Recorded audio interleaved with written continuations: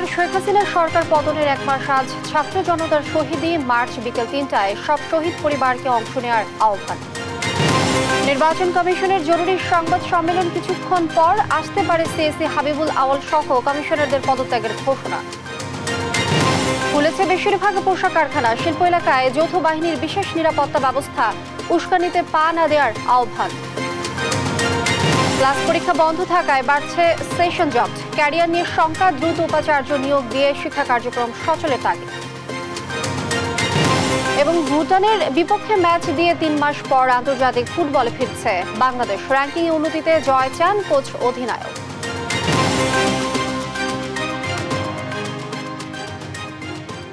দেখছিলেন শিরোনাম সংবাদ দুপুরের, সঙ্গে আছি আমি লিনি আফরোজ। এবারে বিস্তারিত। ছাত্র জনতার অভ্যুত্থানের এক মাস আজ গণবিপ্লবের মুখে ৫ আগস্ট পতন ঘটে স্বৈরাচার শেখ হাসিনা সরকারের। কোটা সংস্কারের দাবিতে বৈষম্য বিরোধী ছাত্র আন্দোলনের ব্যানারে আন্দোলনে নামে সাধারণ শিক্ষার্থীরা। তাদের দমনে ব্যাপক নির্যাতন নিপীড়ন শুরু করে ক্ষমতাসীন দলের নেতাকর্মী এবং আইনশৃঙ্খলা বাহিনী। নির্বিচারে গুলিতে প্রাণ হারায় শিক্ষার্থী ছাড়াও শিশুসহ নানা শ্রেণী পেশার মানুষ। সরকারের বিরুদ্ধে রাজপথে নেমে আসে দলমত নির্বিশেষে সকলে। এক মাসের রক্তক্ষয়ী আন্দোলনে পিছু হটে সরকার, পদত্যাগ করে গোপনে দেশ ছাড়েন তৎকালীন প্রধানমন্ত্রী শেখ হাসিনা। বিজয় উল্লাসে মাতে সারা দেশ। দর্শক, সারা দেশে চলছে শহীদী মার্চের প্রস্তুতি। এ নিয়ে আরও জানাতে কুষ্টিয়া থেকে যোগ দিচ্ছেন আমাদের সহকর্মী নাহিদ হাসান তিতাস এবং রংপুর থেকে রফিকুল ইসলাম। আমরা প্রথমেই যাচ্ছি কুষ্টিয়ায়, সেখানে আছেন তিতাস। তিতাস, শহীদী মার্চের সার্বিক প্রস্তুতি এখন কি অবস্থা দেখছেন জানাবেন। লিনিয়া, গত মাসের ৫ তারিখে অর্থাৎ আজকের এই দিনে কিন্তু ছাত্র জনতার গণ আন্দোলনের মধ্য দিয়ে পতন হয় স্বৈরাচার শেখ হাসিনা সরকার। অর্থাৎ রক্তক্ষয়ী এক মাস সংঘর্ষের মধ্য দিয়েই কিন্তু বিজয় লাভ করে ছাত্র জনতা। এবং এই যে বিজয়ের দিন আজকে, এই দিনটি উপলক্ষে সারা দেশের মতো কিন্তু কুষ্টিয়ায় যে বৈষম্য ছাত্র বিরোধীরা আছেন তারা কিন্তু তাদের কর্মসূচি ঘোষণা করেছেন এবং বিকেল ৩টায় কুষ্টিয়া শহরের ছাদ্দাম মোড় থেকে এই কর্মসূচি শুরু হবে এবং বিকেল ৩টায় যে শহীদ চত্বর রয়েছে সেখানে গিয়ে সংক্ষিপ্ত সমাবেশ অনুষ্ঠিত হবে। অর্থাৎ সকাল থেকেই কিন্তু যারা এই ছাত্র এবং জনতা রয়েছেন তারা কিন্তু তাদের এই কর্মসূচি নিয়ে প্রস্তুতি গ্রহণ করেছে এবং প্রস্তুতি নিচ্ছেন। আমার সাথে রয়েছে কুষ্টিয়া জেলার বৈষম্য ছাত্র বিরোধী আন্দোলনের অন্যতম সমন্বয়ক তৌকির আহমেদ। আমি তার সাথে একটু কথা বলতে চাই। আসলে এই যে আপনাদের এক মাস পূর্তি হলো আজকে বিজয়ের, অর্থাৎ নতুন বাংলাদেশের জন্মের, ছাত্রদের এবং জনতার ত্যাগ তিতিক্ষা এবং রক্তক্ষরণের মধ্য দিয়ে তাদের আত্মার তাদের যে নিহত এবং আহতর মধ্য দিয়ে কিন্তু নতুন বাংলাদেশের জন্ম হয়েছে। এই দিনটি উপলক্ষে আপনাদের কেন্দ্রীয়ভাবে কর্মসূচি গ্রহণ করা হয়েছে এবং কুষ্টিয়ায় আসলে আপনারা কি কি কর্মসূচি পালন করবেন আজকে? আপনারা অবগত আছেন যে গত ৫ আগস্ট বাংলাদেশে যে একটা নৃশংস হত্যাকাণ্ড হয়েছে সারা বাংলাদেশ এবং আমাদের কুষ্টিয়াতে বিশেষ করে ছাত্রলীগ এবং পুলিশ লীগের হামলায় আমরা ১৪ জন শহীদ হয়েছে। তো কেন্দ্র ঘোষিত প্রোগ্রাম শহীদী মার্চে যে গত ৫ আগস্ট থেকে আজ ৫ সেপ্টেম্বরে এক মাস পূর্তি হওয়াতে আমাদের শহীদ ভাইদের স্মরণে আমাদের কেন্দ্র ঘোষিত প্রোগ্রামের অংশ হিসাবে আমাদের কুষ্টিয়াতেও আমরা বৈষম্য বিরোধী ছাত্র আন্দোলনের পক্ষ থেকে শহীদী মার্চ পালন করবো। আমাদের আজকের কর্মসূচি আমরা সাদ্দাম বাজার মোড় থেকে আমরা র্যালির মাধ্যমে আমরা শহীদ চত্বরে গিয়ে আমরা অল্প সময় সমাবেশের মাধ্যমে আমরা শেষ করবো এবং সেখানে আমরা শহীদদের আত্মার মাগফিরাতের উদ্দেশ্যে আমরা সেখানে দোয়ার একটা ছোট্ট একটা আয়োজন করেছি। এবং আমরা যেমনটি শুনছিলেন লিনিয়া, আসলে সারা দেশের মতো কিন্তু কুষ্টিয়ায় বিকেল ৩টায় সাদ্দাম বাজার মোড় থেকে এই কর্মসূচি শুরু হবে এবং শহীদ চত্বরে গিয়ে এই কর্মসূচি শেষ হবে ছাত্র জনতার। এই ছিল কুষ্টিয়া থেকে আমার কাছে সর্বশেষ খবর। আমি চলে যাচ্ছি রংপুরে, সেখানে রয়েছেন সহকর্মী রফিক।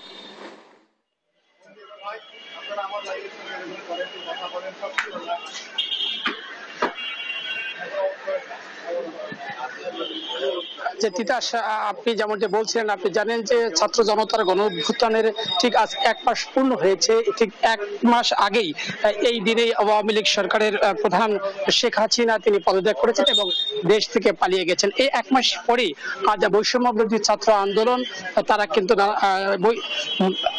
তারা কিন্তু আজকে কর্মসূচি ঘোষণা করেছে। আমরা এই রংপুরের যে পরিস্থিতি রয়েছে আমরা দেখার চেষ্টা করছি যে সকাল থেকে কিন্তু মুষলধারে বৃষ্টি হচ্ছে, এখন একটু বৃষ্টি কম। তো এখানকে যারা আয়োজক রয়েছেন, বৈষম্য বিরোধী ছাত্ররা যারা রয়েছেন, তাদের সঙ্গে আমরা কথা বলেছি। তারা বলেছেন যে বিকেল 3টায় তারা রংপুর প্রেস ক্লাবের সামনে একত্রিত হবেন এবং এখান থেকেই তারা নগরীর যে প্রধান সড়কগুলো রয়েছে সেই সড়কগুলোতে তারা প্রদক্ষিণ শেষে তারা রংপুর টাউন হল মাঠে তারা গিয়ে অবস্থান নেবেন। সেখানে এই আন্দোলনকে ঘিরে যারা শহীদ হয়েছেন, যারা আহত হয়েছেন, তাদের স্মরণে তারা কিন্তু আলোচনা সভা করবেন এবং একই সঙ্গে কিন্তু মোমবাতি প্রজ্বলন করবেন। একই সঙ্গে আরেকটি রয়েছে যে আপনি জানেন যে 16 জুলাই। অসংখ্য ধন্যবাদ আপনাদের দুজনকে। প্রধান নির্বাচন কমিশনের সংবাদ সম্মেলন নিয়ে আরো জানাতে যুক্ত হচ্ছেন সহকর্মী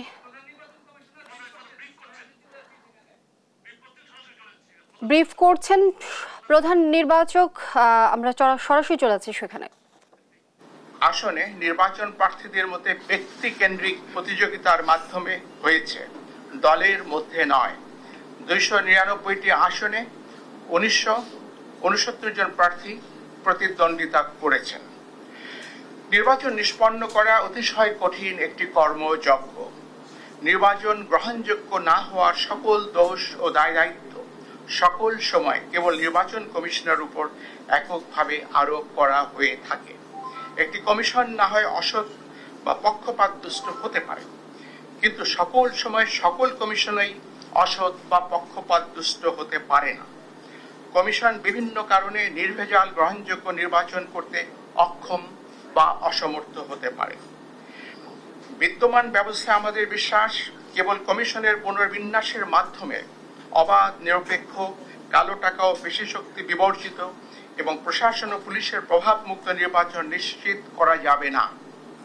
নির্বাচন পদ্ধতিতে দুর্ভেদ্য মৌলিক সংস্কার প্রয়োজন হবে। রাজনৈতিক সংস্কৃতি ও আচরণে এবং বিশেষত প্রার্থীদের আচরণে পরিবর্তন অবশ্যই প্রয়োজন হবে। 1973 থেকে হওয়া অতীতের অন্যান্য সকল নির্বাচন ছাড়াও 2008, 2014 এবং 2018 সালের নির্বাচনের বিতর্কিত সন্দিগ্ধ বিষয়গুলো বিবেচনায় নিয়ে কমিশন পরবর্তী সকল নির্বাচনগুলো সতর্কতার সাথে আয়োজনের চেষ্টা করেছে। জাতীয় এবং স্থানীয় সরকারের বিভিন্ন স্তরের নির্বাচনে দিনের বেলায় ব্যালট পেপার প্রেরণ, কতিপয় উপনির্বাচনে ভিডিও পর্যবেক্ষণ, ইভিএম এর ব্যবহার, দেশের সকল জেলায় একই দিনে, তবে প্রতিটি জেলায় প্রশাসনিক সীমানার মধ্যে মাঝে 3 থেকে 5 দিন বিরতি দিয়ে 5 থেকে 6টি ধাপে নির্বাচন অনুষ্ঠান, সরকারি কর্মকর্তাদের ব্যাপকভাবে রদ বদলে ইত্যাদি গৃহীত ব্যবস্থা নির্বাচন অবাধ, নিরপেক্ষ ও সুশৃঙ্খল করতে অনেকটাই সহায়ক হয়েছিল। নির্বাচন মূলত একদলীয় হওয়ার কারণে কারচুপি বা সরকারিভাবে প্রভাবিত করার প্রয়োজন ছিল না। আমি স্পষ্ট করে বলছি, নির্বাচন যেহেতু একদলীয় ছিল, কাজে এই নির্বাচনকে সরকারিভাবে প্রভাবিত করার কোনো আবশ্যকতাও কার্যত ছিল না। নির্বাচন দলের ভেতরেই হয়েছে, মধ্যে হয়নি, উইদিন হয়েছে, বিটুইন হয়নি। কমিশন দায়িত্ব গ্রহণের পর থেকে 2 বছর সময়ে ইউনিয়ন পরিষদের 992টি, উপজেলা পরিষদের 496টি, জেলা পরিষদের 71টি, পৌরসভার 90টি এবং সিটি কর্পোরেশনের 16টি নির্বাচন করেছে। নির্বাচনগুলোর সততা, সিদ্ধতা, নিরপেক্ষতা, অবাধ হওয়া নিয়ে অতীতের ন্যায় ব্যাপক বিতর্ক বা সমালোচনা হয়নি। উপনির্বাচন সহ জাতীয় সংসদের মোট 318টি আসনে কমিশন নির্বাচন করেছে।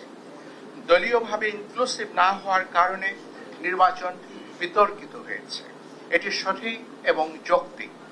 কিন্তু বাংলাদেশের 53 বছরের ইতিহাসে কোন নির্বাচন কমিশন সংবিধান উপেক্ষা করে স্বেচ্ছায় নির্বাচন না করে বা বাতিল করে দিয়ে পদত্যাগ করেছে এবং সেই কারণে নির্বাচন হয়নি, এমন কোনো দৃষ্টান্ত বা উদাহরণ নেই।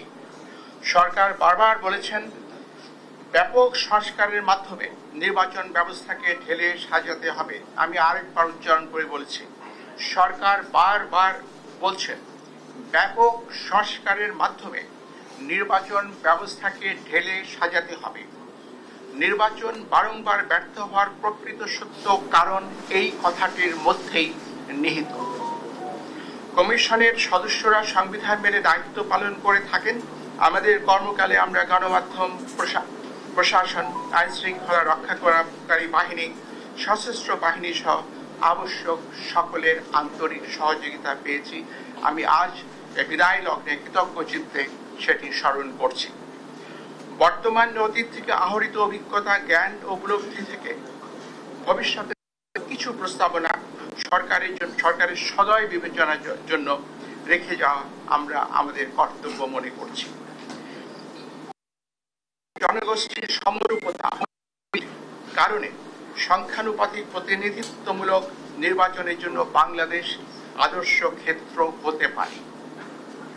সেই সাথে নির্বাচন 4 বা 8টি পর্বে, প্রতিটি পর্বের মাঝে 3 থেকে 5 দিনের বিরতি রেখে অনুষ্ঠান করা ব্যবস্থাপনার দিক থেকে সহজ ও সহায়ক হতে পারে। আমাদের প্রবর্তিত অনলাইনে নমিনেশন দাখিল অব্যাহত রেখে নির্বাচন প্রক্রিয়ার প্রযুক্তির ব্যবহার অপটিমাইজ করতে পারলে আমাদের ধারণায় এটি ভবিষ্যতের জন্য উত্তম হবে। অধিকন্তু প্রতিটি সাধারণ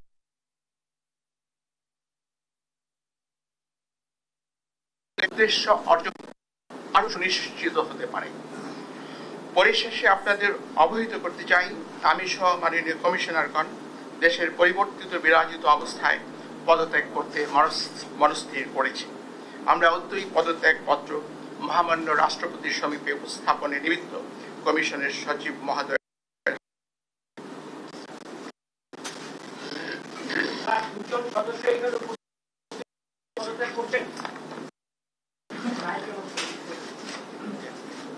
না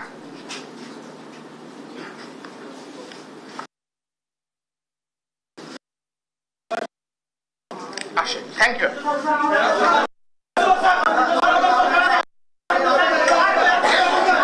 স্যার কয়েকটা প্রশ্ন নেন, স্যার কয়েকটা প্রশ্ন নেন।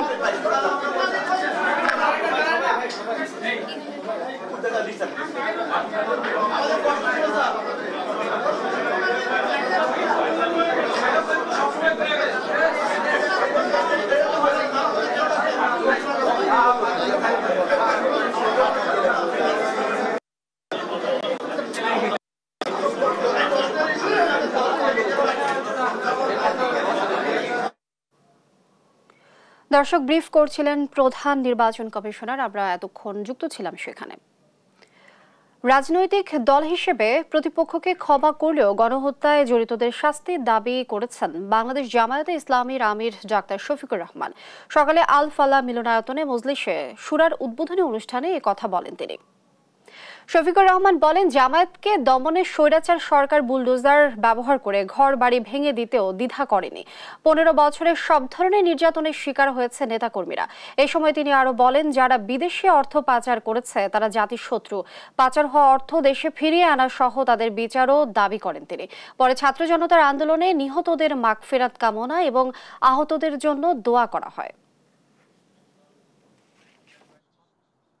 আমাদের নিবন্ধন কেড়ে নেওয়া হয়েছে, অফিসগুলোতে তালা ঝুলানো হয়েছে, আমাদেরকে স্বস্তির সাথে চলতে দেওয়া হয়নি, দফায় দফায় আমাদেরকে নির্যাতন করা হয়েছে বিভিন্নভাবে।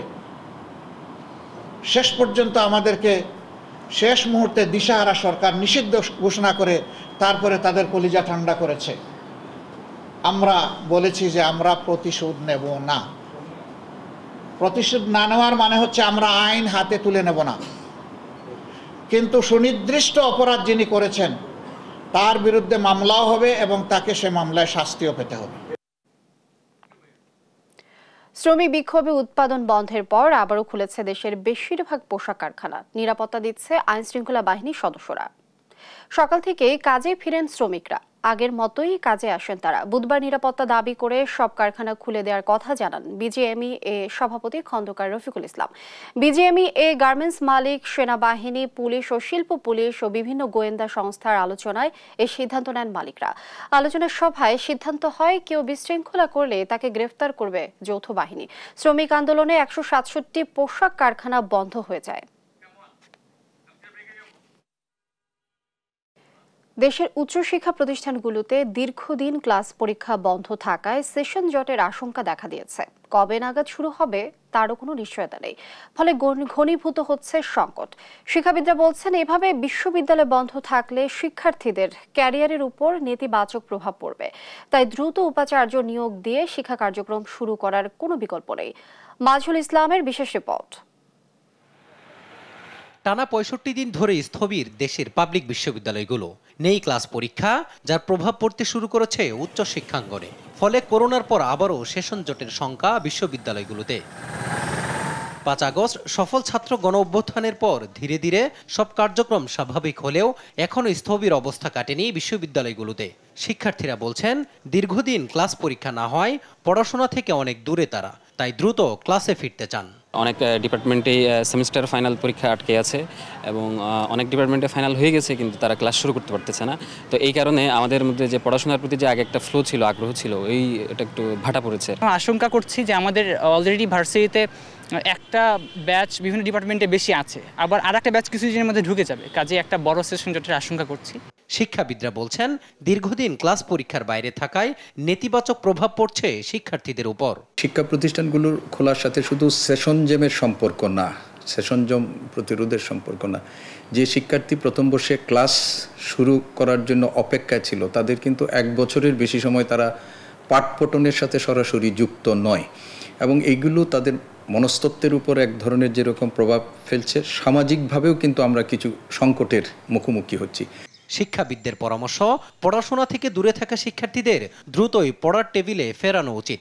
সেজন্য শিক্ষার্থী বান্ধব উপাচার্য নিয়োগ দিতে হবে, যারা তাদের দ্রুত ক্লাসে ফেরাতে পারবে। আমরা মনে করি যে এটা যত দ্রুত তাদের ক্লাসে আনা যায় ততই মঙ্গল সব পক্ষের জন্য। না হলে আপনি যেটা বলেন, এটা সাইকোলজিক্যাল প্রেশার তাদের পড়ছে, তারা এদিক যাচ্ছে, ওদিক যাচ্ছে, ওদিক যাচ্ছে। বিশ্ববিদ্যালয়ে একবার ক্লাস চালু হলে তারপর ধাপে ধাপে প্রেজেন্টেশন, অ্যাসাইনমেন্ট এবং শিক্ষা কার্যক্রম অন্যান্য বিষয় নিয়ে শিক্ষার্থীরা আবারও মশগুল হয়ে পড়বে। এর মাধ্যমে বিশ্ববিদ্যালয় তার হারানো প্রাণ চাঞ্চল্য ফিরে পাবে। দীর্ঘদিন ক্লাস পরীক্ষা না থাকায় শিক্ষার্থীরা যেমন মানসিকভাবে বিপর্যস্ত, তদ্রূপভাবে অনেকেই পড়াশোনা থেকে দূরে।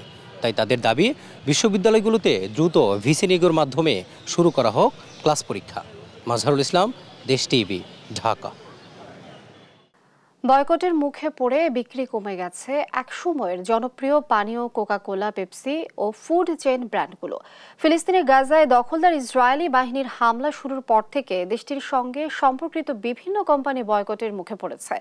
বাংলাদেশ সহ বিশ্বের অন্য মুসলিম দেশের নাগরিকরাও এতে একাত্মতা প্রকাশ করেন, যার ফলে মুসলিম দেশ সহ মধ্যপ্রাচ্যের চাহিদা বেড়েছে স্থানীয় কোমল পানীয়। এতে লাভের মুখ দেখছে স্থানীয় ব্যবসায়ীরা। বিস্তারিত রজনী রহমানের প্রতিবেদনে। কোমল পানীয়র জগতে বছরের পর বছর দাপটের সঙ্গে ব্যবসা করেছে কোকা-কোলা ও পেপসি, কিন্তু গাজায় ইসরায়েলি ধ্বংসযজ্ঞ শুরু হওয়ার পর থেকেই বয়কটের তোপে ব্যবসায় আর্থিক ক্ষতির শিকার হচ্ছে এই দুই প্রতিষ্ঠান সহ বিখ্যাত food chain brand McDonald's, KFC, Starbucks ও ইউনিলিভারও। ওয়েস্ট ব্যাংকের হেব্রনের একটি সুপার শপের দৃশ্য এটি। সারি সারি সাজানো আছে স্থানীয় বিভিন্ন ব্র্যান্ডের কোমল পানীয়র বোতল আর ক্যান। মিশর, জর্ডান, কাতারের সুপার শপগুলোতেও কোক, পেপসির বদলে ক্রমেই জায়গা করে নিচ্ছে স্থানীয় ব্র্যান্ডের কোমল পানীয়। মিশরের বাজারে জনপ্রিয়তার তুঙ্গে দেশীয় প্রতিষ্ঠান ভি7 কোলা, আর সৌদি আরবে জনপ্রিয় কোকা-কোলাকে ছাড়িয়ে গেছে কিনজা। এছাড়া সাবান, ডিটারজেন্ট, শ্যাম্পু সবকিছুতেই ক্রেতারা এখন বয়কট করছে ইসরায়েল ও এর বন্ধু দেশগুলোর পণ্য। ফলে মুসলিম দেশের স্থানীয় বাজারে ব্যাপকভাবে হ্রাস পেয়েছে আন্তর্জাতিক ব্র্যান্ডের পণ্যের চাহিদা। আমি ভি-কোলা এবং স্পেরো স্পেথিস এর মতো পণ্য পান করছি। এমনকি আমরা বাড়িতে যে ডিটারজেন্ট ব্যবহার করি তা মিশরীয় পণ্য। মুসলিম হিসেবে আমাদের সকলের জন্য এটি একটি কর্তব্য। আমাদের এই পণ্যগুলো অবশ্যই বয়কট করতে হবে, কারণ এই কোম্পানিগুলো ইহুদিবাদী সত্তাকে সমর্থন করে। গাজায় হামাসের বিরুদ্ধে যুদ্ধে ইসরায়েলের পক্ষে সমর্থনের কারণে বিশ্বের বিভিন্ন দেশে, বিশেষ করে মুসলিম সংখ্যাগরিষ্ঠ দেশ কুয়েত, মালয়েশিয়া ও পাকিস্তানেও বয়কটের মুখে পড়ে কোমল পানীয় ও ফাস্টফুড কোম্পানিগুলো। রজনী রহমান, নিউজ ডেস্ক, দেশ টিভি।